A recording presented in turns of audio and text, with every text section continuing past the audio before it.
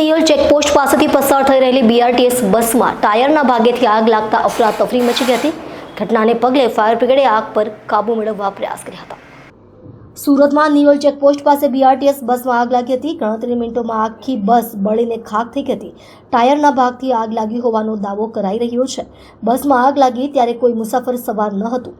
આસપાસમાં પસાર થઈ રહેલા વાહન ચાલકો પણ થંભી ગયા હતા। જોકે સ્થાનિકો દ્વારા બસમાં રહેલા ફાયરના સાધનોની મદદથી આગ પર કાબુ મેળવવાનો પ્રયાસ કરાયો હતો, પરંતુ સફળતા મળી ન હતી। ત્યારબાદ આ અંગે ફાયર વિભાગને જાણ કરવામાં આવતા પૂર્ણા અને સથાણા ફાયર સ્ટેશનની 2 જેટલી ગાડીઓ ઘટના સ્થળે દોડી ગઈ હતી।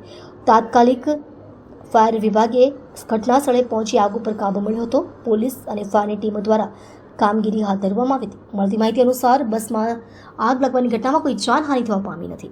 जी साहब, आग का बनाव बना किस कारण हुआ?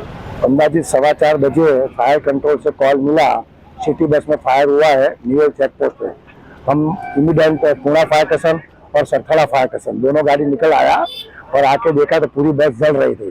बस कलोदरा से उसके जो शटडाउन डेपो है अडाजन साइड जा रही थी, पूरी बस खाली थी, इसमें कोई पैसेंजर नहीं था और चालक भी आग जैसा लगा तो बाहर ही निकल गया था। और दोनों फायर स्टेशन की गाड़ी को बुला के 15 से 20 मिनट में आग को कंट्रोल कर लिया है। आग लगने का कारण स्पष्ट हो पाया साहब? नहीं, आग लगने का कोई कारण पता नहीं। पूरी गाड़ी जलकर राख हो गई सर? पूरी गाड़ी जल के राख हो गई।